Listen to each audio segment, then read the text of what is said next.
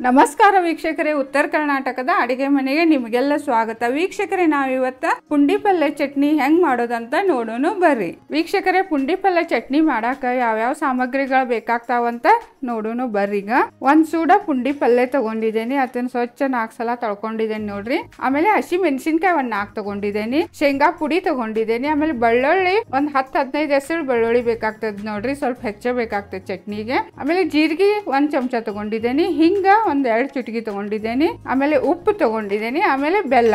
ಬರ್ರಿ ಈಗ ಪುಂಡಿ ಪಲ್ಲೆ ಚಟ್ನಿ ಹೆಂಗ್ ಮಾಡೋದಂತ ನೋಡೋಣ. ವೀಕ್ಷಕರೇ, ಪುಂಡಿ ಪಲ್ಲೆ ಚಟ್ನಿ ಮಾಡಾಕ ಮೊದ್ಲ ಗ್ಯಾಸ್ ಹಚ್ಕೊಳ್ಳೋಣ, ಆಮೇಲೆ ಒಂದ್ ತವಾ ಇಡೋಣ. ತವಾದಾಗ ಮಾಡ್ಬೇಕು ನೋಡ್ರಿ. ಮೊದ್ಲ ನಮ್ಮ ಅವ್ವ ಅಜ್ಜಿ ಅದು ಏನ್ ಮಾಡ್ತಿರು, ಫಸ್ಟ್ ರೊಟ್ಟಿ ಮಾಡ್ಕೋತಿರು, ತವೆ ಕಾಯ್ದದ್ದ ಇರ್ತಿತ್ರಲ್ಲ ಅದ್ರಾಗ ಚಟ್ನಿ ಮಾಡ್ತೀರ. ಈಗ ನಾವು ಹಂಗ ಮಾಡೋಣ.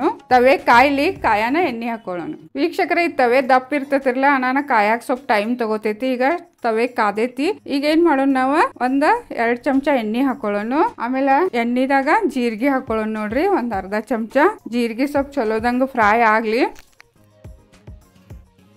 ಈಗ ಜೀರಿಗೆ ಫ್ರೈ ಆಗ್ಯಾವ. ಈಗ ಬೆಳ್ಳುಳ್ಳಿ ಹಾಕೋಣ. 10-15 ಹೆಸರು ಬೆಳ್ಳುಳ್ಳಿ ತಗೊಂಡಿದ್ದೇನೆ, ಅದು ಚಲೋದಂಗೆ ಸ್ವಲ್ಪ 1 ನಿಮಿಷ ಫ್ರೈ ಮಾಡ್ಕೊಳ್ಳೋಣ ನೋಡ್ರಿ ಬೆಳ್ಳುಳ್ಳಿನ. ವೀಕ್ಷಕರೇ, ಈಗ ಬೆಳ್ಳುಳ್ಳಿ ಫ್ರೈ ಆಗ್ಯಾವ. ಈಗ ಹಸಿ ಮೆಣಸಿನ್ಕಾಯಿ ಹಾಕೊಳ್ಳೋಣ, ಅದು ಚಲೋದಂಗೆ ಎಲ್ಲ ಫ್ರೈ ಮಾಡ್ಕೊಳ್ಳೋಣ ನೋಡ್ರಿ, ಸ್ವಲ್ಪ ಕೆಂಪಾಗುವಂಗ ಬೆಳ್ಳುಳ್ಳಿ ಹಸಿ ಮೆಣಸಿನ್ಕಾಯಿ.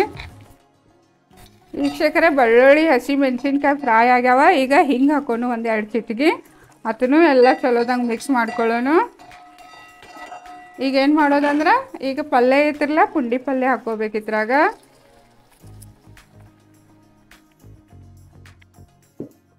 ಈಗ ಪಲ್ಯನ ಬಾಡಿಸ್ಬೇಕು ನೋಡ್ರಿ, ಸಾವಕಾಶ ಹಿಂಗ ಮಿಕ್ಸ್ ಮಾಡಬೇಕು.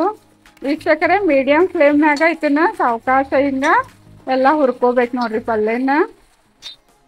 ವೀಕ್ಷಕರೇ, ನೋಡ್ರಿ ಇಲ್ಲಿ ಪುಂಡಿ ಪಲ್ಯ ಎಲ್ಲ ಎಣ್ಣೆಯಾಗ ಮಸ್ತಾಗಿ ಬಾಡೈತಿ. ಆಮೇಲೆ ಈಗ ಇದ್ರಾಗ ಏನು ಮಾಡೋಣ ಅಂದ್ರೆ, ನಾವು ಒಂದು ಸ್ವಲ್ಪ ಬೆಲ್ಲ ಹಾಕೊಳ್ಳೋಣ. ನಿಮಗೆ ಸಿಹಿ ಸೇರ್ಲಿಕ್ಕೆ ಬೆಲ್ಲ ಹಾಕ್ಲಿಕ್ಕೂ ನಡಿತೈತಿ. ಆಮೇಲೆ ರುಚಿಗೆ ತಕ್ಕಷ್ಟ ಉಪ್ಪು ಹಾಕೊಳ್ಳೋಣ. ಮತ್ತೊಂದು ಸ್ವಲ್ಪ ಎಲ್ಲ ಚಂದಂಗ ಮಿಕ್ಸ್ ಮಾಡ್ಕೊಳ್ಳೋಣ. ನೋಡ್ರಿ ವೀಕ್ಷಕರೇ, ಉಪ್ಪು ಬೆಲ್ಲ ಎಲ್ಲ ಚಟ್ನಿದಾಗ ಚಂದಂಗೆ ಮಿಕ್ಸ್ ಆಗೈತಿ. ಈಗ ಏನು ಮಾಡ್ತೀನಿ, ಗ್ಯಾಸ್ ಆಫ್ ಮಾಡ್ತೀನಿ. ಒಂದು ಸ್ವಲ್ಪ ಆರಾನ ಐತನ್ನ ಚಟ್ನಿ ಮಾಡೋಣ ಖಾರಕ್ಕಲ್ಲೇ. ವೀಕ್ಷಕರೇ, ಈಗ ಆರೈತಿತ್ತು ಪಲ್ಯ.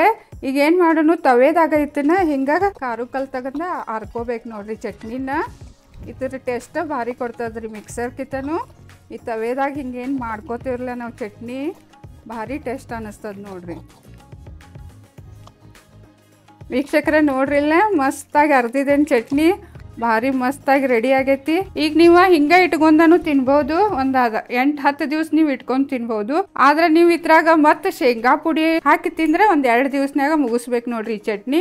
ಈಗ ಏನ್ ಮಾಡ್ತೇನೆ ನಾ, ಶೇಂಗಾ ಪುಡಿ ಒಂದು 4 ಚಮಚ ಹಾಕೋತೀನಿ ಚಟ್ನಿದಾಗ. ಆಮೇಲೆ ಶೇಂಗಾ ಎಣ್ಣೆ ಹಾಕ್ಬೇಕ್ರಿ. ಶೇಂಗಾ ಎಣ್ಣೆ ಹಾಕಿ ತಿಂದ್ರೆ ಏನು ಭಾರಿ ಹತ್ತೈತಂದ್ರಿ ಚಟ್ನಿ, ಅಷ್ಟು ಮಸ್ತ್ ಹತ್ತದ ನೋಡ್ರಿ. ಈಗ ಶೇಂಗಾ ಎಣ್ಣೆ ಇದ್ರಾಗ ಚಂದಂಗ ಮಿಕ್ಸ್ ಮಾಡ್ಕೊಳ್ಳೋಣ.